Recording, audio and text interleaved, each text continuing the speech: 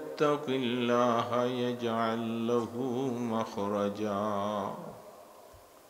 ويرزقه من حيث لا يحتسب. وقال أيضا في آية أخرى استغفروا ربكم إنه كان غفارا يرسل السماء عليكم مدرارا ويمددكم بأموال وبنينا. صدق الله المولانا العظيم وصدق رسوله النبي الكريم ونحن على ذلك من الشاهدين والشاكرين والحمد لله رب العالمين. সকলে দুরূদ শরীফ পড়ি। আল্লাহুম্মা সাল্লি আলা মুহাম্মাদিন ওয়া আলা আলি মুহাম্মাদ কামা সাল্লাইতা আলা ইব্রাহিম ওয়া আলা আলি ইব্রাহিম ইন্নাকা হামিদুম মাজিদ। اللهم بارك على محمد وعلى آل محمد كما باركت على إبراهيم وعلى آل إبراهيم إنك حميد مجيد। জামিয়া রশিদিয়া বেগমপুর মাদ্রাসা কর্তৃক ওয়াজ মাহফিলের সম্মানিত সভাপতি হযরত উলামায়ে কিরাম, মুরব্বিয়ান এজম, নেককার মুসলমান ভাইরা, আল্লাহ পাকের শুকর, আল্লাহ এখন পর্যন্ত আমাদেরকে ঈমানের উপরে হায়াত দিয়েছেন, শুকর আদায় করছি আলহামদুলিল্লাহ। অনেক ভাই মুসলমান আমরা এখানে বসে আছি। ঈমান বহুত মূল্যবান জিনিস। আল ঈমান ইয়াজিদু ওয়া ইয়ানকুস, ঈমান বাড়ে এবং কমে। নেক আমলের দ্বারা ঈমান বাড়ে, গুনাহ করলে ঈমান কমে যায়। এজন্য আমরা যারা এখানে আছি আমাদের ঈমান কার কি অবস্থায় আছে জানি না। আমার ঈমানটা কি বাড়া অবস্থায় আছে না কমার দিকে আছে তা বোঝা যাচ্ছে না, বুঝবো না। আল্লাহ পাকের কাছে তার হিসাব আছে। তা আমরা আল্লাহ পাকের কাছে দোয়া করছি যে আল্লাহ আমাদের ঈমান যেন না কমে, ঈমানটা যেন বাড়তে থাকে। সবাই বলেন, কি বলবেন? ওয়াজ বুঝেন নাই? কি দোয়া করছি? হ্যাঁ, তো ঈমান যখন বাড়ে, যখন দোয়া করছি, তা আপনারা আমিন বললে কবুল হবে তাড়াতাড়ি। মুসলমান অনেক সময় ওয়াজ বুঝে না।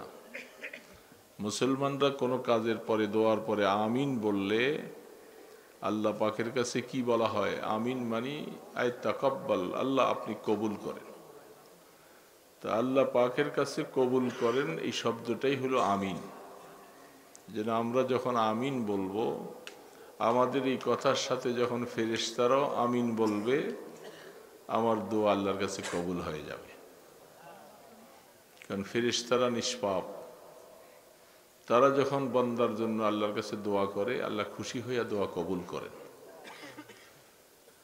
আল্লাহ সুবহানাহু ওয়া তাআলা বানাইছেন আমাদের মধ্যে, আমরা বিভিন্ন আমলে জড়িত। কারো আমল আল্লাহর কাছে অনেক পছন্দ, কারো আমল অত পছন্দনীয় নয়। কারো গুনাহ বেশি, কারো গুনাহ কম। বয়স বেশি যার, তার গুনাহ বেশি। আমরা দুনিয়ায় আসছি আগে গুনাহ বেশি করছি, পাশাপাশি আপনারা বলবেন হুজুর বয়স বেশি হলো তো সওয়াবও বেশি করছে। সওয়াব বেশির দিকটা দেখার জন্য গুনার দিকটাই দেখা দরকার। যেহেতু হাদিসের মধ্যে আসছেন যে তুমি তোমার সওয়াবগুলি দেখো না, সওয়াবের প্রতি নজর রাখো না। কিসের প্রতি নজর রাখো? গুনার প্রতি নজর রাখো। সওয়াবের প্রতি নজর রাখলে এই সুযোগে শয়তান ধোঁকা দিবে। তো অনেক সওয়াব আছে, আর সওয়াব লাগবে না, অনেক সওয়াব কামাই করছো, এই শয়তান এই ধোঁকাটা দিয়ে দিলে বরবাদ হয়ে যাবে।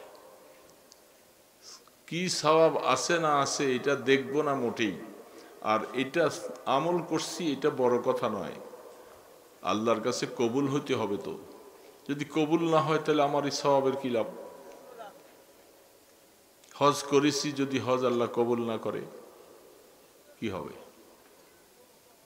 আমার আমলটার মধ্যে দুনিয়ার কোনো উদ্দেশ্য ঢুকলো কিনা? হজ, যাকাত, দান, খয়রাত, মসজিদ, মাদ্রাসা, জিকির, আজকার, নামাজ, রোজা, যা কাজ করলাম এগুলার মধ্যে কোনো অবস্থাতে দুনিয়ার কোনো উদ্দেশ্য ঢুকতে পারবে না। কাউকেও খুশি করা, দুনিয়ার কাহারও মন খুশি করা, এই উদ্দেশ্যে কোনো কাজ করলে আল্লাহ পাক বলে তোর আমলের সওয়াব তুই তার থেকে নিয়ে যাবি, আমার কাছে কিছু পাবি না।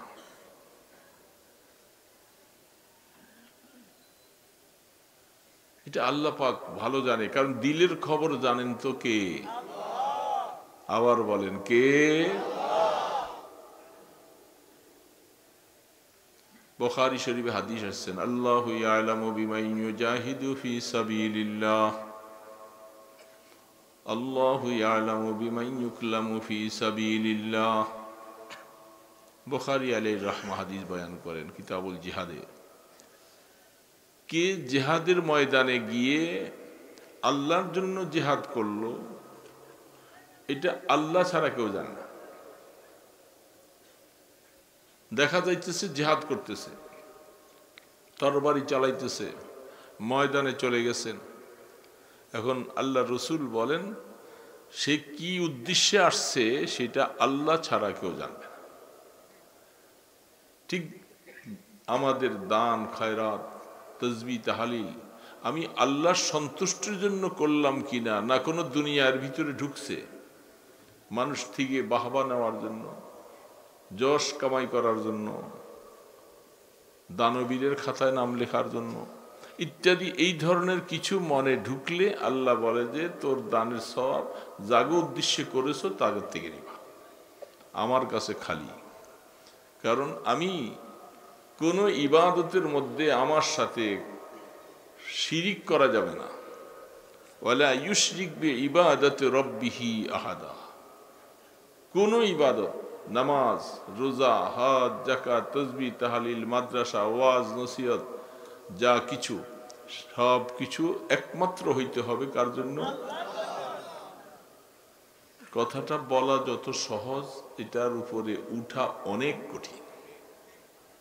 আমিও বলতেছি, আপনিও বলতেছেন, সবাই বলতেছেন, বলা সহজ, কিন্তু এই আমলটা আল্লাহর জন্য বানানো, এমন একটা দিল তৈরি করতে পারা অনেক কঠিন। কারণ শয়তান নফস আছে যে আমাদের পিছে, সে তো আমার আমলটাকে কাজে লাগাবার জন্য সে সুযোগ দিবে না, সময় দিবে না। এক হাদিসের মধ্যে আসছে, শয়তান বলতেছে যে তোরা যখনই আমল থেকে ফিরাইতে যখন পারি নাই, তুই নামাজ পড়লি, ওয়াজে গেলি, বিভিন্ন কাজ করলি, আমি তোর আমলটাকে নষ্ট করার জন্য তোর ভিতরে রিয়া ঢুকাই দিব, লৌকিকতা ঢুকাই দিব, তখন তোর আমল বরবাদ হয়ে যাবে। এই জন্য এই মাসালাটা বড় জটিল একটা মাসালা, আর এটাকে মাপার মতো পৃথিবীতে কোনো শক্তি নেই, এমনকি আল্লাহর নবীও জানেন না। জানেন কে? শুধু একমাত্র আল্লাহ। এই জন্যই বুখারী রাহমাতুল্লাহ আলাইহি কথা, আল্লাহু ইয়ালামু বিমান ইউজাহিদু ফি সাবিলিল্লাহ। আল্লাহর রাস্তায় জিহাদ করতে কে আসছে এটা আমিও বলতে পারবো না। নিয়ত সহি হওয়া না হওয়া ব্যাপারটা হিসাব লাগাবেন আল্লাহ পাক। এই জন্য এই ব্যাপারটা সবসময় খেয়াল রাখবো। যখনই এই ধরনের কোনো শয়তানি অসওয়াসা অন্তরে আসতে শুরু করে, বাঁচার জন্য লা হাওলা ওয়ালা পড়ে আল্লাহর কাছে ইস্তেগফার করে যে আল্লাহ আমি তো নফসের শয়তানের ধোকায় পড়ে গেছি, আমি বুঝতে পারি নাই, আল্লাহ তুমি আমাকে মাফ করে দাও, আমার এই আমলটা একমাত্র তোমার জন্য তুমি কবুল করে নাও। কারণ অসওয়াসা ঢুকবে, আসবে, আসবে না যে তা নয়। তো এই জন্য সব কিছু অনেক সময় দান করতেছেন, আপনার ভিতরে একটু অসওয়াসা ঢুকে দিবে, আর তুই তো অনেক বেশি দান করছিস, মানুষ তো তোকে অনেক বাহাবা দিবে। এটা এই ধরনের শয়তানি নফসের ভিতরে আসবে, ঢুকাই দিবে। যখনই আসবে ইস্তেগফার পরে আল্লাহর কাছে তওবা করে নিজের কানটাই না শয়তানকে বিচারিত করে আল্লাহর কাছে মাফ চাইতে হবে যে আল্লাহ আমি দুর্বল মানুষ, বুঝতে পারি নাই, আমাকে শয়তান ধোঁকা দিচ্ছে। করবো না ইনশাআল্লাহ এইভাবে? আল্লাহু আকবার। এই মাদ্রাসাটার নাম যার নামে দিয়েছেন মুফতি রশিদ আহমদ সাহেব রহমতুল্লাহ আলাইহি, অনেক বড় আলেম পাকিস্তানের, যিনি শহীদ শাহাদত বরণ করেছিলেন, মুহাক্কিকিন, অনেক বড় আল্লাহওয়ালা বুজুর্গ মানুষ। উনি পাকিস্তানের মুফতি রশিদ আহমদ সাহেব। আপনাকে মাদ্রাসার মোহতামিম সাহেব যিনি, উনি এখানে জামিয়ায় আপনার এই রশিদিয়ার ছাত্র, সেখানে পড়াইছে। এই রশিদিয়া হলো ওই রশিদ আহমদ সাহেবের নামে, পাকিস্তানের ওনার ছাত্র হইলেন উনি এই নামে মাদ্রাসা দিয়েছেন। তো নামটা বড় বরকতওয়ালা নাম, বড় মোবারক নাম, নামটা ধারণ করেছেন। যেহেতু আল্লাহ সুবহানাহু ওয়া তাআলা অনেক সময় নামের একটা বরকত রাখেন। হাদিস শরীফের মধ্যে আসছেন, আল্লাহ রসুল যখন কোনো সাহাবীকে ডাকতেন কোনো কাজ করার জন্য, তাকে বলতেন যে তোমার নামটা কি। যদি নামটা ভালো না হতো, রসুল তার নামটা পাল্টাই দিতেন। আর আমাদের দেশে এখন নাম তো কোনো হিসাব নাই, টলটু পল্টু বিপ্লব যত আছে সব নাম এখন আমাদের কাছে। তো ভালো মানুষের নামটা ভালো হবে, এটা তার উপরে যতদিন থাকবে এই নামটাকে সে বহন করবে। এই জন্য নামের একটা অ্যাকশন তার উপরে পড়বে।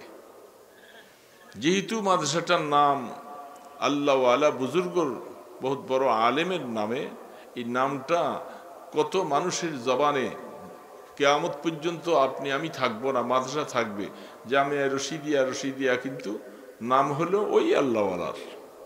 এই জন্য তার নামের বরকত ইনশাআল্লাহ আল্লাহ পাক দিবেন, এবং এটাকে গনিমত মনে করবেন যে এই বরকতওয়ালা একটা নামের মাদ্রাসা এখানে হয়েছে।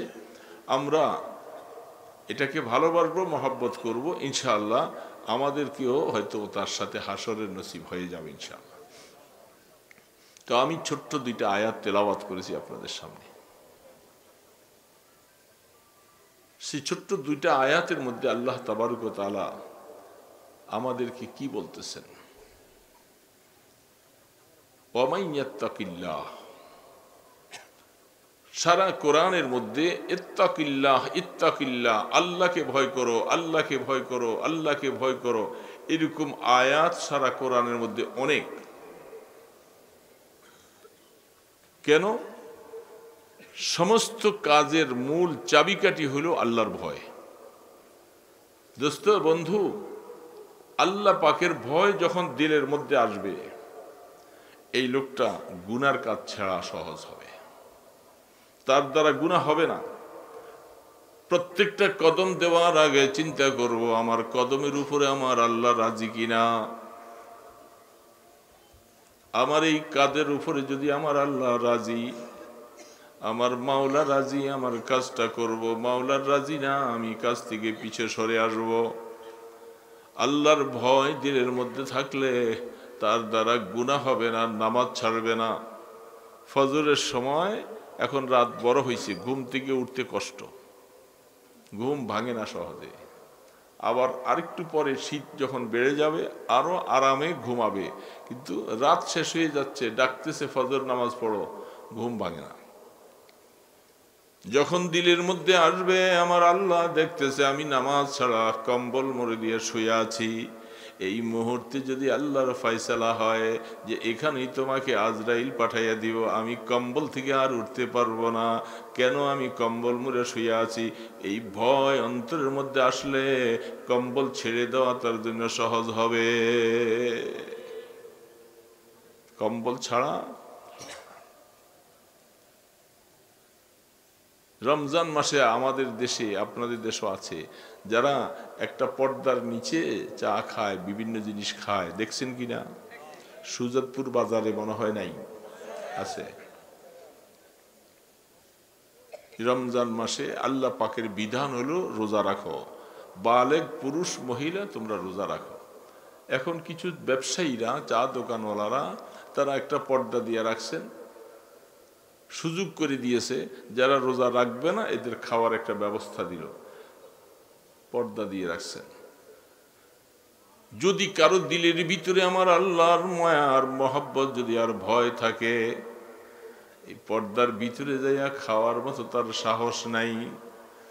আমাকে আল্লাহ পাক 12 মাসের ভিতরে একটা মাস আমাকে রোজা রাখার জন্য আদেশ করেছেন, আমি কত বড় নাফরমান, মাওলার ভয় আমার অন্তরে নাই, আমি পর্দার ভিতরে যায় রোজাটা ভাঙ্গিয়া খাইতেছি। আল্লাহ এই মুহূর্তে যদি আমার মৃত্যুর ডাক দিয়ে দেয়, আমি তো আর এখান থেকে ফিরে বাড়িতেও যেতে পারবো না, কত সাহস, আমি এখন আছি, আমার মাওলা আমার হিসাব নিবে। এই ভয় অন্তরের মধ্যে আসলে কোনো দিন রোজা সে ছাড়বে না। যিনি এই সুযোগটা করে দিলেন রমজান মাসে সামান্য কিছু ব্যবসা, তার এই রমজান মাসের রোজাদারকে খাওয়াইয়া যে পয়সাটা উপার্জন করেছে ওই পয়সাটাও হালাল না, পয়সাটা হালাল। فَإِذَا قُضِيَتِ الصَّلَاةُ فَانتَشِرُوا فِي الْأَرْضِ وَابْتَغُوا مِنْ فَضْلِ اللَّهِ وَاذْكُرُوا اللَّهَ كَثِيرًا لَعَلَّكُمْ تُفْلِحُونَ। আল্লাহ সুবহানাহু ওয়া তাআলা বলছেন, দেখেন সূরা জুমার মধ্যে, যখন রমজান মাসে জুমার দিনে যখন মসজিদে মিম্বরে যখন আজান দেওয়া হবে, তখন তোমাদের বেচা ছেড়ে দাও। কি ছাড়তে বলছে বাবা বলেন? কিনা ছাড়তে বলে নাই, একটা শব্দ হচ্ছে বেচা কিনা। তো আল্লাহ পাক বলতেছেন ছাড়ে দাও। কি ছেড়ে দাও? বেচা ছেড়ে দাও। এই নির্দেশটা কার? দোকানদারকে, কাস্টমারকে না, এই নির্দেশ আল্লাহ করছেন কাকে? দোকানদারকে। এই দোকানদার যে ব্যবসা করতেছ, তুমি জুমার দিনে যখন আজান হবে, আজানের পরে তুমি বেচা ছেড়ে দাও। কারণ দোকান যদি বন্ধ থাকে, কাস্টমার ঘুরে চলে আসবে, দোকানে নাই, দোকান বন্ধ সব, অটোমেটিক সেই লোকটা নামাজের দিকে দৌড়াবে। এই জন্য আল্লাহ পাক বলতেছে, মনে রাখো জুমার দিনে যখন আজান হবে তুমি বেচা করো না। কিনাওয়ালাদেরকে নিষেধ করে নাই, কারণ বেচনেওয়ালা বেচা বন্ধ রাখলে কিনার কোনো সুযোগ নাই। এই সময় যারা বেচা কিনা করে, তাফসীর খুলে দেখেন, হাদিসের মধ্যে আল্লাহ রসুল বলেন, ওই সময় যা ব্যবসা করলা ব্যবসাটা তোমার জন্য হারাম। এই ব্যবসা যেটুকু এই সময়ের ভিতরে যে বেচা কিনা করে যা লাভ হলো, এই লাভটা কি বলেন না? কি শুনতে তো খারাপ লাগে, আমি তো হালালে ব্যবসা করলাম, মাল বিক্রি করলাম, পয়সা লাভ করছি, এই সময় বেচা কিনা হারাম। আল্লাহ পাক বলছেন, তোমাকে এখন ব্যবসা করার জন্য আমি দেই নাই, আমি আজান হয়েছে, তুমি এখন জুমার জন্য প্রস্তুতি নিবা, গোসল করবে, পরিষ্কার হবে, জুমার জন্য প্রস্তুতি নিবে। এখন আমাদের সমাজে আজানের পরে দোকান বন্ধ করে দেয়, কি বলেন? হ্যাঁ, দোকান বন্ধ করে দেয়, বেচাকে বেচতে থাকে, খরিদ্দারও সুযোগ পাইছে, কিনতে থাকে। এই জন্য আল্লাহ সুবহানাহু ওয়া তাআলার ভয় যার অন্তরে থাকবে, ওয়ামান ইয়াত্তাকিল্লাহ ইয়াজআল লাহু মাখরাজা। দোস্ত, এই জন্য আগে এটা অর্জন করতে হবে যে ভয়, আল্লাহর ভয়। আল্লাহ পাকের ভয় যখন দিলে আসবে, রাস্তায় যখন চলবা, বেগানা নারী যখন তোমার সামনে সেজে গুজে যাবে, তুমি বারবার করে সেই দিকে তাকাইবা না। তোমার দিলের মধ্যে চলে আসবে আমার আল্লাহ নিষেধ করেছে, খবরদার ওই দিকে তাকাবি না, এটা নাজায়েজ, তোমার জন্য হারাম। তুমি বারবার তাকাইলে জিনার গুনাহ হবে। কিয়ামতের ময়দানে চোখের মধ্যে সীসা গরম করে গলাইয়া দিবে। বাঁচতে পারবে কে? যে যার অন্তরে কি আছে। আলিম বলেন আর ফাজেল বলেন, যতটুকুই বলেন, যদি আল্লাহর ভয় অন্তরে থাকে সেই দিকে তাকাবে না। কারণ আমি তো বাঁচতে পারি না। একটা কথা মনে পড়লো হঠাৎ করে, কোরআন শরীফে আল্লাহ পাক বলছেন যে তোমরা পর্দা আবৃত করে তোমাদের চেহারা সহ সবকিছুকে তোমরা পর পুরুষ থেকে তোমরা হেফাজত করো।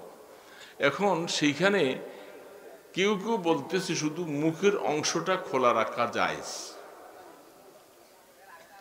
মুখের অংশটা খোলা রাখা জায়েজ, ইল্লা মা যাহারা মিনহা। আপনি বলেন মুখের অংশ খোলা রাখা বেগানার সামনে যাওয়া জায়েজ যদি হয়, তাহলে তার সৌন্দর্য আর কোথায় বাকি থাকলো? আল্লাহ পাক সৌন্দর্যটা দিছি তো চেহারার মধ্যে। তাহলে চেহারা খোলা রাখা, বেগানার সামনে যাওয়া শরীয়তে নাজায়েজ। শুধু আপন ভাই বন্ধু যারা আছে, মোহরেম যারা আছে, এদের সামনে চেহারা খুলে যাবে, আর বাকি অংশ এদের সামনে ঢেকে রাখবে। বাপের সামনে ভাইয়ের সামনেও চুল খুলতে পারবে না, শরীরের অঙ্গ গোপন অঙ্গগুলি খুলতে পারবে না, শুধু ভাইয়ের সামনে, বাবার সামনে, চাচার সামনে, মামার সামনে চেহারা খুলে রাখা যাবে। বলেন তো আমাদের সমাজের মধ্যে কি এরকম আছে? এখন আছে? তাহলে যারা আমাদের দেশে, এখানে অনেক কিছু আলেমরাও আছেন, স্কুলে বলেন, কলেজে বলেন, আলিয়া মাদ্রাসায় বলেন, যেখানের মধ্যে আমাদের বালেগা ছাত্রীরা এক পাশে থাকে আর বালেগ ছাত্ররাও টেবিলের এক পাশে থাকে, সেইখানে মুহাদ্দিস সাহেব, প্রভাষক সাহেব, উনি যায়া পড়ায়, হাদিস পড়ায়, কিতাব পড়ায়, তো মেয়েদের মুখের অংশটা, ফেসটা খোলা থাকে না ঢাকা থাকে? বলেন না কেন, খোলা না ঢাকা? এটা কি শরীয়তে জায়েজ? যে ছেলে যুবকগুলি আলিম পড়ে, ফাজিল পড়ে, ওরা তো অনেক বড় হয়ে গেছে, বিবাহর উপযুক্ত হয়ে গেছে, ওরাও যে টেবিলের পাশে এক পাশে বসছে, ইনসাফের সাথে বলবেন, কোরআন বলছি, আমি আমার ব্যক্তিগত কথা নয়, আপনি ভুল করবেন আর ভুলটা বলতেও পারবো না, এটা তো হতে পারে না। তাহলে আমাদের সমাজে যে এই আইনটা সরকার করে দিল, সহশিক্ষা, আমাদের মেয়েরাও যাবে মাদ্রাসায়, ছেলেরাও যাবে, দাখিল পড়বে, তারা আলেম ফাজেল পড়বে, এরা একসাথে ক্লাসে বসে, এটা সহশিক্ষা। এবং সেখানে যেই মুহাদ্দিস সাহেব পড়াইতেছে, এই মুহাদ্দিস সাহেবের জন্য কি পর্দা জায়েজ হয়ে গেল? এই বেপরদগি করা, এটা কি গুনাহ হবে না? কিরে বাবা বলেন, গুনাহ হবে কি হবে না? কি হলো এটা? কি শিক্ষা হলো?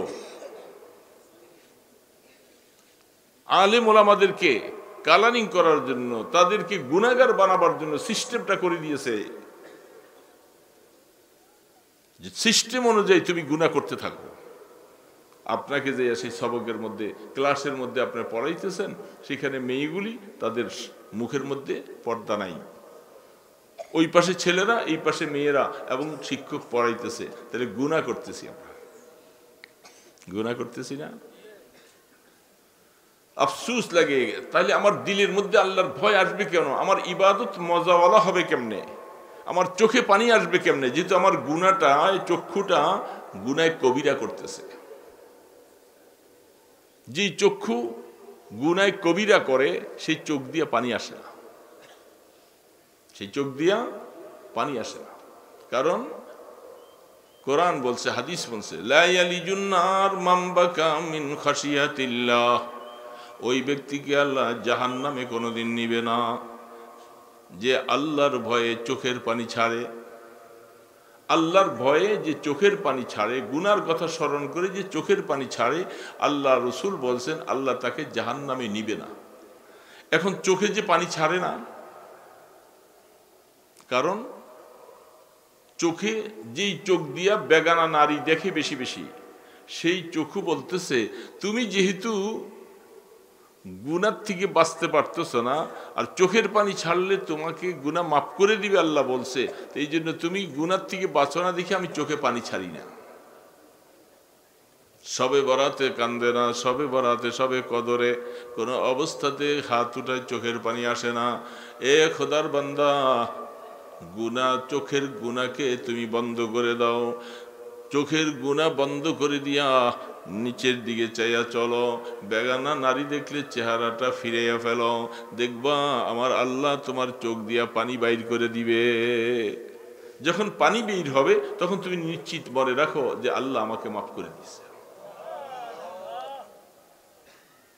আল্লাহ মাফ করে দিয়েছে। হাদিসের মধ্যে আসছেন তোমার চোখ দিয়ে যদি একটা মাছির মাথার পরিমাণও 2 ফোঁটা চোখের পানি যদি আসে, তুমি নিশ্চিত মনে রাখো যে আল্লাহ তোমাকে মাফ করে দিয়েছে। এখন যে আসে না, যে কারণ এই চোখের ক্ষমতা তো মাওলার হাতে, এটার পানি আসা না আসে এটা মাওলার হাতে। এই জন্য আল্লাহর রসুল তিনি দোয়া করতেন, আল্লাহুম্মা রযুকনি আইনাইনি হাত্তালাতাইন, আল্লাহ তুমি আমার চক্ষুটাকে ঝর্ণার মতো বানিয়ে দাও, চোখ দিয়ে যেন অনবরত সবসময় তোমার ভয়ে যেন পানি ছাড়ে। রসুল দোয়া করছেন। এখন আমার চোখে যে পানি আসে না, নিশ্চয়ই আমি এমন কিছু গুনাহ করেছি, মাওলা আমার উপরে নারাজ হয়ে আছে। আগে সেই গুনার কথা স্মরণ করে আগে তওবা করো, খাঁটি করে তওবা করে তুমি গুনাহ ছেড়ে দাও, দেখবা আমার আল্লাহ তোমার দিলটাকে নরম করবে। যখন দিল নরম হবে চোখে পানি ছাড়বে, আর আল্লাহ পাক বলে বান্দা আমি তোকে মাফ করে দিলাম। ومن يتق الله يجعل له مخرجا ويرزقه من حيث لا يحتسب। খোদার বান্দা দেখেন, হযরত আবু উবাইদা ইবনুল জাররাহ রাদিয়াল্লাহু তাআলা আনহু অনেক বড় একজন সাহাবী ছিলেন। তিনি খলিফাতুল মুসলিমিন ওমরে ফারুকের সময় তাকে মুলকে শামে গভর্নর হিসাবে নিযুক্ত করে পাঠাইছে।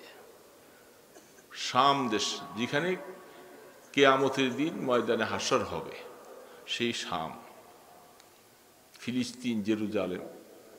সেখানে যাওয়ার পরে ওই এলাকার মধ্যে রুমিরা ছিল, রুশি লোক, রুম পারস্য লোকের, তাদের সাথে, তারা হইল কেউ খ্রিস্টান, তাদের সাথে এই অবস্থায় চলতেছে। আবু উবাইদা ইবনে জাররাহ রাদিয়াল্লাহু তাআলা আনহু তিনি সেখানে যাওয়ার পরে তাদের সেনাপতি, দীর্ঘদিন তারা কিলাকে বন্ধ করে চতুর্দিকে ভিতরে আটকে আছে, তারা ধরা দিচ্ছে না, জেহাদের সাথে তাদের সাথে পারাও যাচ্ছে না।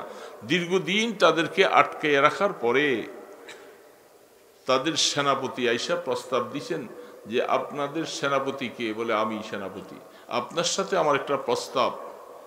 সেই প্রস্তাবটা হলো, আমাদের যে কেলাটা আছে, কেলার গেট আমরা খুলে দিব, আপনাদের লোকগুলি এখান দিয়া ঢুকবে আর ওই গেট দিয়া বের হয়ে যাবে। আমরা দেখব যে তারা সুন্দরভাবে বের হয়ে যায় কিনা, যদি হয় তাইলে আমরা অটোমেটিক আপনাদের কাছে আত্মসমর্পণ করব, আপনাদেরকে ঢুকার রাস্তা দিব। আবু উবাইদা ইবনে জাররাহ রাদিয়াল্লাহু তাআলা বলতেছেন, এই প্রস্তাবটা কেন এটা বুঝে আসে না। কেলার গেট খুলে দিবে আর আমরা এখান দিয়ে সৈন্যরা নিয়ে ঢুকে যাব, এটা গেলেই তারা আমাদের সাথে আত্মসমর্পণ করবে, বুঝে আসে নাই। বুঝে না আসার পরে চিন্তা করলেন, আচ্ছা ঠিক আছে, সেই ইহুদি খ্রিস্টানদের সেনাপতি সুন্দরী সুন্দরী যতগুলি নারী ছিল, সমস্ত নারীগুলাকে এই কেলার 2 পাশে বড় বড় স্টল বানাইয়া তাদেরকে সাজগোজ সাজাইয়া সেখানে দাঁড় করাইয়া দিছে যে তোমরা এখানে থাকবা। মুসলিম সৈন্যগুলি যখন এখান দিয়া যখন যাইতে শুরু করবে, তোমাদেরকে দেখবে, তারা হাসি দিল লাগি তামসা করবে, এমনকি তোমাদের সাথে যা কিছু করতে মনে চায় তোমরা বাধা দিবে না, তাদের কাছে খুব আপন হয়ে যাইবা। মহিলাদেরকে,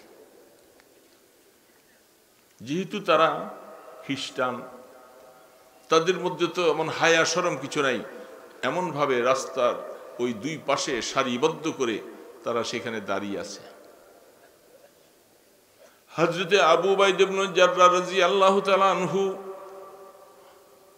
সমস্ত সাহাবায়ে কেরামদেরকে কাছে ডেকে আয়েশা বলতেছে, আমার সাহাবী ভাইয়েরা, আল্লাহর তরফ থেকে একটা বিশাল পরীক্ষা আমাদের উপরে আসছে।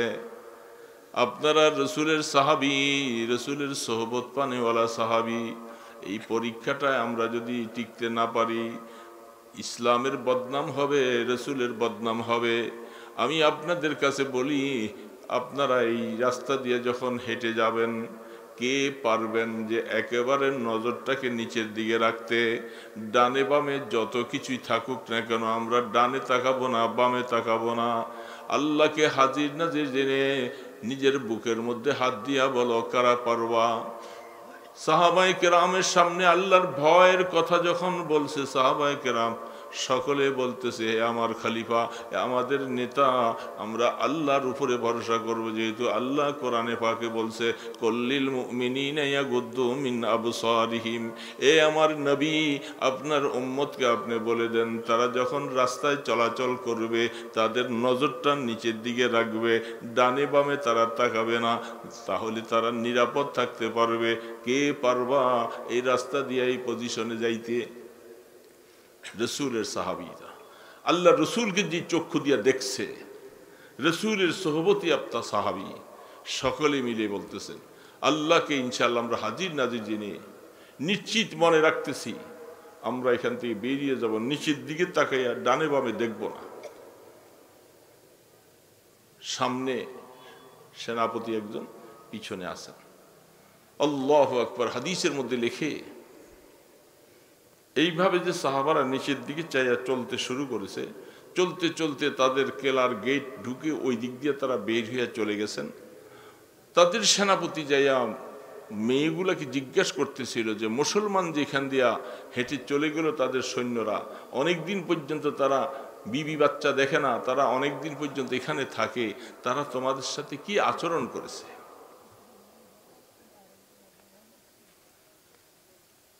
মেয়েগুলি বলতে শুরু করেছে, সেনাপতি আমার, যেই লোকগুলি এখান দিয়া হেঁটে গেছে এরা মানুষ নাকি অন্য কোনো জাত?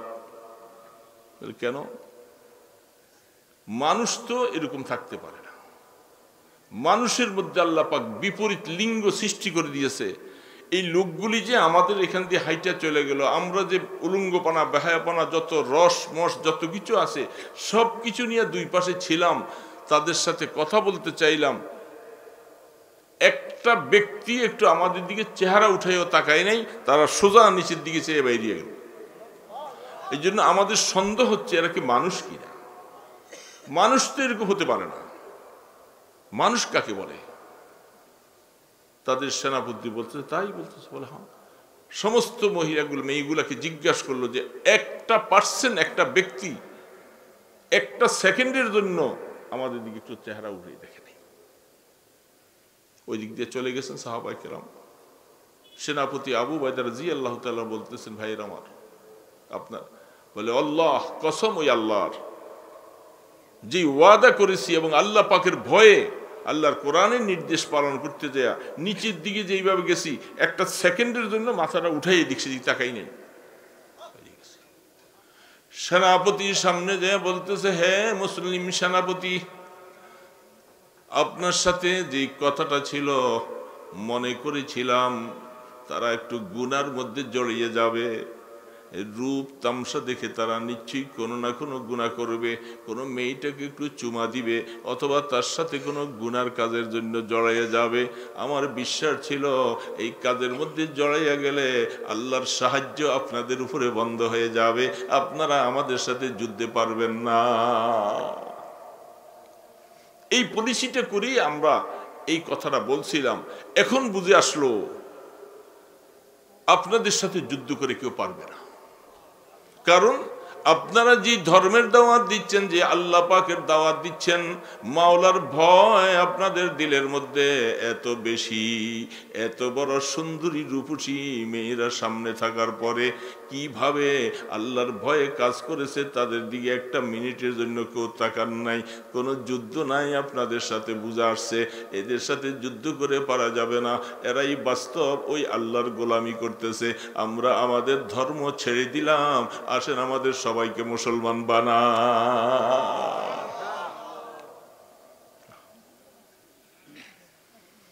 मेमार हरम बाग बतामीर जहाँ है, ख्वाब गरा आज ख्वाब गरा है।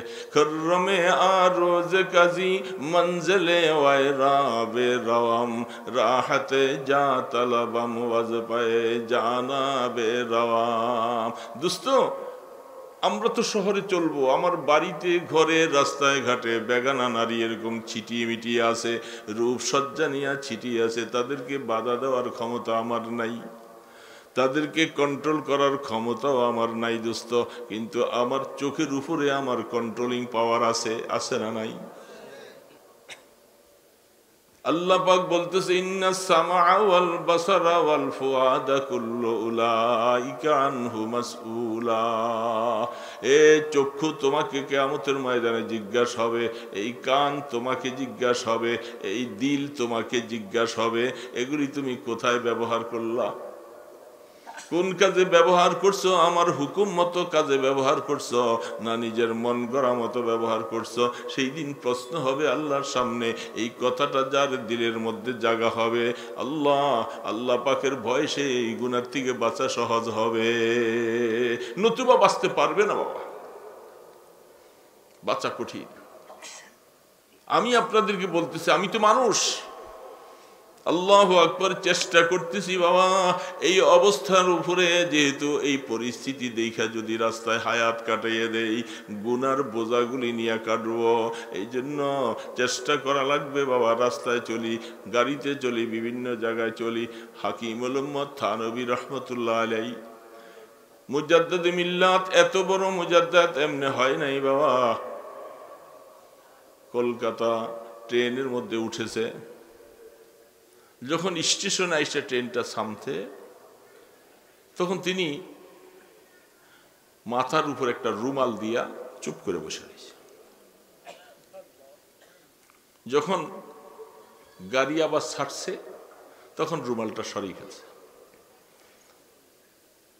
হযরতের খাদেম জিজ্ঞাসা করে যে হযরত, এতক্ষণ রুমালটা খোলা ছিল, স্টেশনে গাড়ি যখন থামলো তখন আপনি মাথার মধ্যে রুমাল দিয়ে বসে আছেন কেন?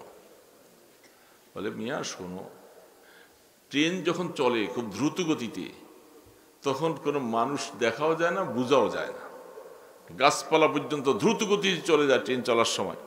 এই জন্য কোনো মানুষ, কোনো বেপরদা নারী দেখার আশঙ্কা নাই। স্টেশনের মধ্যে যখন আসছি, ওই পাশে ট্রেন, এই পাশে ট্রেন, এখন জানালা খোলা, যেহেতু ওই ট্রেনের মধ্যে, আর ইন্ডিয়া হিন্দুদের দেশ, এখানে অনেক বেগানা নারীরা ট্রেনে আছে, হাসি তামসা আছে। এই জন্য এই সময়টার জন্য, গুনার থেকে বাঁচার জন্য, চক্ষুকে হেফাজতের জন্য রুমাল দিয়া মাথাটা ঢেকে রাখছি বাবা। আল্লাহ পাকের ভয় যতক্ষণ পর্যন্ত কলমে না ঢুকবে, ততক্ষণ পর্যন্ত বাঁচা সম্ভব না বাবা। কত মজা, কত সাথী, ভাবি বলে ছাত্রীদেরকে আফা বলে কত রকমের দিল লাগিয়ে আর মজা করতেছি। এই জন্য এই হালাত যে থাকবে, তার কলবটা নষ্ট হয়ে যাবে। এই কলবের মধ্যে মজা থাকবে না, নামাজের মজা নাই, রোজার মজা নাই, ইবাদতের মজা নাই, জিকির আজকারের মজা নাই। কারণ এই মজা পাইতে হলে গুনাহ ছাড়তে হবে বাবা। খুররমে আর রোজে কাজী মঞ্জিলে ওয়ায়রা বেরাম, রাহতে যা তলবম ওয়াজ পায়ে জানা বেরাম। আল্লাহর এই আশিকরা বলে, যখন এইভাবে হায়াত কাটাইয়া মৌতের বিছনায় যখন শুয়ে যাবে, তখন মানুষ, ছেলেরা কান্দে, মেয়ে কান্দে, প্রতিবেশীরা কান্দে, আর আল্লাহর বান্দা বলে, কেন কান্দতেছো আমার জন্য? আমি তো তোমাদের কান্দা পছন্দ করি না। আমি অনেক দিন পর্যন্ত আমার মাবুদের সাথে মোলাকাতের আরজু আশা নিয়েছিলাম, মউত নামী একটা পার্টিশন আমার সামনে ছিল। আজকে আল্লাহ দয়া করে পার্টিশনটা উঠাইয়া দিবে, আমার মনের আশা পুরা হবে, আমি মাওলার সাথে মিলিত হবে। এই জন্য কান্নার প্রয়োজন নাই, আমি আমার মাওলার সাথে মিলতে যাইতেছি।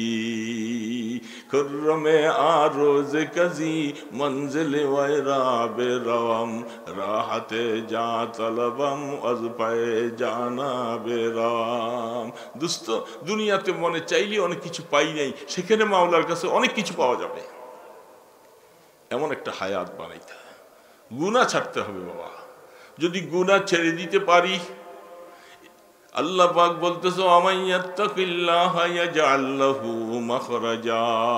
তুমি যখন তাকওয়া অর্জন করবে, ফরজগারি অর্জন করবে, গুনাহ ছাড়ার মতো ইচ্ছা করবে, আল্লাহ পাক তোমার জন্য রাস্তা খুলে দিবে। নফসের তাড়নার থেকে আল্লাহ তোমাকে বাঁচাবে। তুমি চেষ্টা করবা, আর বাঁচানোর মালিক আল্লাহ। তুমি চেষ্টা করবা না, গুনাহ থেকে বাঁচার চেষ্টা করবা না, আর তুমি আল্লাহর কাছে বলবা। আল্লাহ বলে না, তুমি চেষ্টা করো, কতটুকু চেষ্টা করছো আমি এটা দেখব। এই জন্য আল্লাহ কোরআনে বলছে ওয়াল্লাযীনা জাহাদু ফীনা লানাহদিয়ান্নাহুম সুবুলানা ওয়া ইন্নাল্লাহা লামাআল মুহসিনিন। বান্দা, আমাকে পাওয়ার জন্য তুমি একটু কষ্ট করো, মেহনত করো, রাত্রি উঠো, তাহাজ্জুদ পড়ো, আওয়াবিন পড়ো, ইশরাক পড়ো, হ্যাঁ, কিছু জিকির আজকার করো, তেলাওয়াত করো। কই, এগুলি তো পারি না। আমি দুনিয়ার কাজ অনেক কিছু পারি, কিন্তু দিল নরম হওয়ার জন্য, আল্লাহকে পাওয়ার জন্য একটা ওষুধ হলো রাত্রের শেষ ভাগে উঠো। কোন সময় বাবা? আল্লাহর কোরআন বলছে রাত্রির শেষ ভাগে তুমি একটু উঠো। যখন দেখবা মোবাইল নাই, বিবি বাচ্চা নাই, স্ত্রী পুত্র নাই, এরা সবাই নাই, তুমি আস্তে উঠো। উঠা অজু করো চুপচাপ করে, জানাজানির দরকার নাই, মাওলা জানে। অজুটা করে 4 রাকাত 6 রাকাত নাফল নামাজ পড়ো। তাই পরে সূরা ফাতিহা একবার, কুল হুয়াল্লাহ 3 বার পড়ে ইস্তেগফার পড়ে আল্লাহর কাছে হাত তোলো। মিসকিনের মতো, গরিবের মতো, অনাথের মতো কেউ নাই, কেউ নেই, শুধু আল্লাহ দেখে আমি আছি, আর কেউ নাই। ওই সময় মনটাকে নরম করে মাওলাকে ডাকো। আজিজি আম জুরমাহা করদা বসে, আজিজি আম জুরমাহা করদা বসে, নেস্তে মারা গায়রে তু দিগর কাছে। আল্লাহ, তুমি ছাড়া তো আমার আর কেউ নাই। এখন যেরকম অন্ধকারের মধ্যে আমি তোমাকে 2টা সেজদা দিয়ে একটু হাত তুলছি আল্লাহ, আশপাশে আমার কেউ নাই, দেখনেওয়ালা নাই। তুমি যদি আমাকে মাফ না করো, কে মাফ করবে? আমি কোথায় যাব? এইভাবে নিরিবিলি আল্লাহর কাছে যখন কাঁদতে শুরু করবা, এ খোদার বান্দা, রাত্রিবেলা এই কাজটা করো, আর বসে বসে তখন আল্লাহকে ডাকো, লা ইলাহা ইল্লাল্লাহ, লা ইলাহা ইল্লাল্লাহ, লা ইলাহা ইল্লাল্লাহ মুহাম্মাদুর রাসূলুল্লাহ। চুপচাপ, বড় আওয়াজে নয়, কারো ঘুম যেন না ভাগে, কারো ঘুম নষ্ট না হয়। তুমি আল্লাহকে ডাকবা, এইভাবে আল্লাহকে ডাকতে থাকো, দেখবা আস্তে করে তোমার দিলটা নরম হয়ে যাবে। মাওলা বলবে, আরে গোলাম, এই আরামের বিছনাকে ছেড়ে দিয়া আমার মাওলার কাছে এসে ডাকতেছস। আল্লামা জালালউদ্দিন রুমি রহমতুল্লাহ আলাইহি বলেন, কত আবেগের সাথে বলতেছেন। আল্লামা রুমির নাম শুনছেন তো? শুনছেন না বাবা? यारे शबरा रोज महजूरी मदे जाने कुर्बती दरा दूरी मदे। আল্লাহর কত বড় ওলি, তিনি আল্লাহর কাছে আবেগের সাথে বলতেছে। রাত্রে উঠে উঠে আল্লাহকে ডাকে, গুনাহ মাফ চায়। এখন আল্লাহর কাছে বলে, আল্লাহ, রাত্রে তোমার একটা আদনা গোলাম, আমি তোমাকে ডাকছিলাম। দিনের বেলায় তোমার অনেক নামাজি বান্দা, কত মানুষ মসজিদে, ওয়াজে, বিভিন্ন জায়গায় দিনের বেলায় অনেককে পাও। দিনের বেলায় এতগুলাকে পাইয়া রাত্রিবেলা যে আমি একটা ছোট আদনা মানুষ তোমাকে ডাকছিলাম, তুমি আমাকে দিনের বেলা এদেরকে পাইয়া ভুলে যাইও না। কথাটা কি বললো বুঝতে পারতেছেন? দিনের বেলায় তোমার গোলাম বন্দার অভাব নাই, রাত্রি উঠনেওয়ালার সংখ্যা কম। তো এই কমের মধ্যে আমিও একটা আদনা মানুষ উঠছি। এখন এই দিনের বেলা এদেরকে পাইয়া আমার রাত্রের বেলার লোকটাকে তুমি ভুলে যাইও না। এটা কি ভুলবে না আল্লাহ আরো এর বেশি কাছে নিয়ে নিবে? এই জন্য এটা আবেগের বলে নিজেকে নিজে আল্লাহর কাছে এইভাবে পেশ করতেছি, আরে সবরা রোজে মাহজুরি মদে জানে করব দিদারা দূরি মদে। যাকে রাত্রিবেলা আল্লাহ তুমি একটু কাছে ডাইকা নিছিলা, দিনের বেলা এত বন্ধুদেরকে পাইয়া, কত গোলাম পাইয়া আমাকে তুমি দূরে ঠেলা দিও না। আল্লাহ পাক বলে, ওরে গোলাম, রাত্রে যে তুই আমাকে উইটা উইটা ডাকছো, আমি তো হাত ছানি দিয়ে তোকে আমার রহমতের কোলে ডাকছিলাম। আয় আয় বান্দা, কি চাস তুই, তোর কি দরকার? আমি আল্লাহ গভীর রজনীতে তোকে ডাকতেছিলাম। আলা মিন মুস্তাগফিরিন ফাগফির আলা, রাত্রের গভীরে আমি ডাকতেছি, তোর কি দরকার, তোর কি প্রয়োজন? অসুস্থ শেফা চাইতেছো, টাকা পয়সার দরকার চাইতেছো, অভাবে আসো, রোগ ব্যারামে আসো, তুমি কি চাও আমার কাছে চাও, দেখো আমি আল্লাহ দেওয়ার জন্য তৈয়ার হয়ে আসি। হাম তুমায়েল বা করম হায় কুই সায়েল হি নিহি। আরিফের আফসুস করে বলে, আল্লাহ পাক বলে, এ গোলাম, আমি তো তোদেরকে দেবার জন্য আসছি, কিন্তু আমার কাছে চানেওয়ালা নাই, কেউ নাই, সব তোরা ঘুমিয়ে আসস, সব ঘুমিয়ে আসো। এই জন্য আল্লাহ কোরআন বলতেছে, বান্দা কানু কালিলাম মিনাল লাইলি মা ইয়াহজাউন ওয়া বিল আসহারি হুম ইস্তাগফিরুন। দোস্ত, এই সংখ্যা, এই মানুষের সংখ্যা কম। বলেন কম না বেশি? শেষ রাত্রি উঠনেওয়ালার সংখ্যা বেশি না কম? অনেক। এই বুড়া বুড়া বাবাজিরা আর কতদিন পোলাপানির সংসারী গোলামি করবা? এই সংসার দোকান পাট করতে করতে শেষ করে দিলে হায়াত। এখন বুড়া হয়ে গেছো, কবরের দিকে এক পা চলে গেছে, এখনো কি সারা রাত ঘুমাইবা? কবে মাওলার সাথে একটু প্রেমের সম্পর্ক লাগাইবা, মহব্বতের সম্পর্ক কবে লাগাইবা? রাত তো চলে যাচ্ছে, হায়াত তো চলে যাচ্ছে। এই জন্য যারা আল্লাহর প্রেম মহব্বত লইয়া ধারণ করে, সে সারা রাত ঘুমায় না, সে রাত্রে উঠে যায়। কারণ মাওলা ওই সময় কাছে ডাকে। কোরআনে এই ধরনের আয়াতগুলি অনেক আয়াত।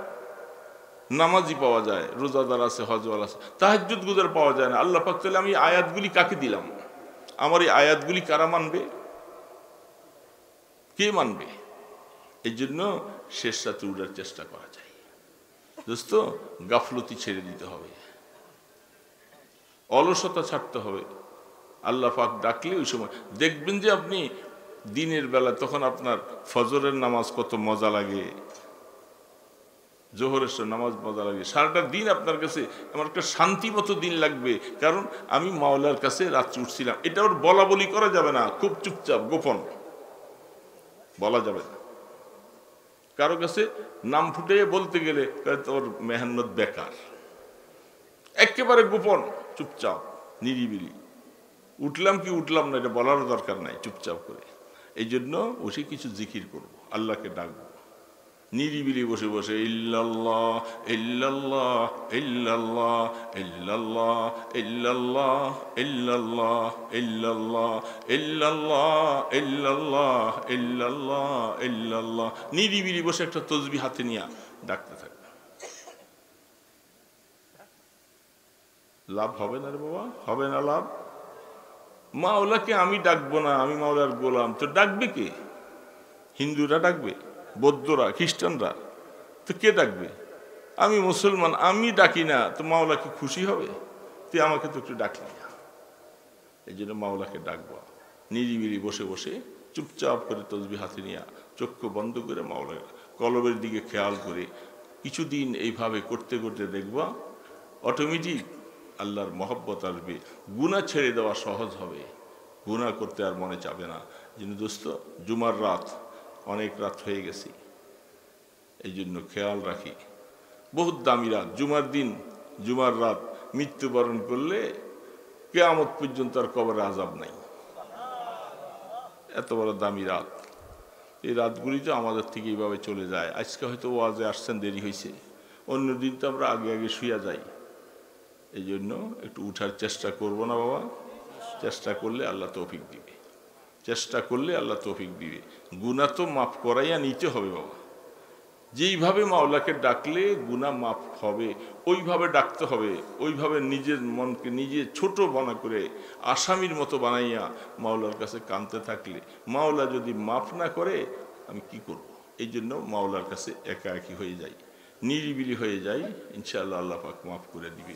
তো এই মাদ্রাসা মহব্বত করব, ভালোবাসবো, এটার উসিলে আল্লাহ অনেক কিছু আমাদেরকে দিবেন ইনশাআল্লাহ। তো মোহতাম সাহেব কাজ করতেছে, আপনারা সকলে আসছেন, কিছু সংখ্যক মানুষ। একদিন হয়তো দেখা যাবে আমরা থাকবো না, মাদ্রাসা অনেক বড় হয়ে যাবে, অনেক বড়, অনেক ছাত্র হবে, অনেক কিছু হবে। এরা যা নেক আমল করবে, যারা এখন থেকে সহযোগিতা করতেছেন সবাই সওয়াব পাইবেন, মনে রাখবেন সব সময়। এই জন্য কথা শেষ। মোহতাম সাহেবের কথা আছে নাকি? ও আল্লাহু আকবার। ফেনীর হযরত তো বহুত কষ্ট করে আশা করে দাওয়াত দিয়েছিল, হযরত অসুস্থতার কারণে আসতে পারে নাই। হুজুর বলতেছেন আমাদের মতিউর রহমান সাহেব ফেনী থেকে, উনি আসার কথা ছিলেন, অসুস্থ। এখন আল্লাহ ওয়ালারা এই ভালো এই মন্দ হঠাৎ করে অসুস্থ হয়ে যায়, তো তারা ওয়াদা করছিলেন, নামও দিয়েছেন, আসতে পারেন নাই। দোয়া করেন আল্লাহ হয়তো হায়াতে বাঁচাইলে কোনো না কোনো এক সময় হয়তো আসবেন, এসে কদম রাখবেন, সামনে নিজে আসবে ইনশাআল্লাহ। হুজুর নিজে আসবেন। যেহেতু ওই মাদ্রাসার নামের সাথে এটার নাম, আর ওনার শেখ ও মোর্শেদের নামের সাথে নাম, এই জন্য বরকত আসবে ইনশাআল্লাহ। সবাই দোয়া করেন আল্লাহ যেন সুস্থতার হায়াত দান করেন। আল্লাহ আমাদের মধ্যে যারা অসুস্থ আছে সবাইকে যেন আল্লাহ শেফায়ে কামেলা দান করেন। সুস্থতার হায়াত বহুত বড় নিয়ামত। অসুস্থ হয়ে গেলে কিছু করা যায় না বাবা, হাঁটতে পারি না, চলতে পারি না, এই ধৈর্য ধৈর্য কোনোরকম করে চলি। এই জন্য আপনাদের কাছে দোয়া চাই, আল্লাহ যেন যতদিন হায়াত রাখে একটু আল্লাহর ঘর মসজিদ পর্যন্ত যাওয়ার তৌফিক যেন দান করে। হাসপাতালের বেডে হায়াত শেষ করে দিলে অনেক কষ্ট, এই জন্য চেষ্টা করবে সবাই। ইস্তিগফার পড়ি, আস্তাগফিরুল্লাহ, আস্তাগফিরুল্লাহ, আস্তাগফিরুল্লাহ আল্লাযী লা ইলাহা ইল্লা হুয়া, আস্তাগফিরুল্লাহ রাব্বি মিন কুল্লি যামবিন ওয়া আতুবু ইলাইহি, লা হাওলা ওয়ালা কুওয়াতা। দোতলার কাজ এবং মসজিদের কাজ আল্লাহ যাতে সহজ করে। জি, শুধু দোতলা মসজিদ না, আমার কথা হলো মাদ্রাসার যত কাজ আছে আল্লাহ যেন গায়বী খাজানা থেকে ব্যবস্থা করে। আল্লাহুম্মা সাল্লি আলা মুহাম্মাদিন ওয়া আলা আলিহি ওয়া আসহাবিহি ওয়া বারিক। আল্লাহুম্মা সাল্লি আলা মুহাম্মাদ ওয়া আলা আলিহি ওয়া আসহাবিহি ওয়া বারিক ওয়া সাল্লিম। আল্লাহুম্মা সাল্লি আলা মুহাম্মাদ ওয়া আলা আলিহি ওয়া আসহাবিহি ওয়া বারিক ওয়া সাল্লিম। সকালবেলা আসরের পরে কলেমায়ে তামজিদ 100 বার করে পড়বেন। সুবহানাল্লাহ আলহামদুলিল্লাহ লা ইলাহা ইল্লাল্লাহ আল্লাহু আকবার 100 বার করে পড়বেন। এত সওয়াব, এগুলি আর এখন বলবো না। আস্তাগফিরুল্লাহ 5 ওয়াক্ত নামাজের পরে 20 বার করে পড়লে 100 বার হবে। আল্লাহ রসুলের কোনো গুনাহ নাই, তিনি তারপরও 70 বার 100 বার তওবা করতেন। মদিনার নবীর উপরে দুরুদ ও সালাম পড়ব। রসুল বলছেন বিশেষ করে শুক্রবার দিন আসর থেকে মাগরিব পর্যন্ত বেশি বেশি করে দুরুদ। রসুল বলছেন যেহেতু আমার উপরে তোমাদের আমলগুলি পেশ করা হয়, এই জন্য শুক্রবার দিন আমরা আল্লাহর কাছে বেশি বেশি দুরূদ শরীফ পাঠ করব। আলহামদুলিল্লাহি রাব্বিল আলামিন, ওয়াসসালাতু ওয়াসসালামু আলা আশরাফিল আমবিয়া ওয়াল মুরসালিন, ইয়া হাইয়্যু ইয়া কাইয়্যুম বিরহমাতিকা নাস্তাগীস, ইয়া রহমানু ইয়া রহিম, ইয়া গফফার ইয়া সাত্তার, ইয়া যাল কুওয়াতিল মাতিন, ইয়া যাল কুওয়াতিল মাতিন। আল্লাহ, রাত্রে গভীর হয়ে গেছে আল্লাহ, পশু পাখিরা সব ঘুমিয়ে পড়ছে, মানুষেরা অনেকে ঘুমিয়ে গেছে। আমরা কতগুলি গুনাহগার বান্দা মাওলা, গুনার বোঝা নিয়ে এই প্যান্ডেলের নিচে আপনার কাছে মিসকিনের মতো 2টা হাত তুলেছি আল্লাহ। তুমি হাতগুলি তোলার জন্য আমাদেরকে তৌফিক দিয়েছো, তোমাকে আল্লাহ বলে ডাকবার মতো তৌফিক দিয়েছো।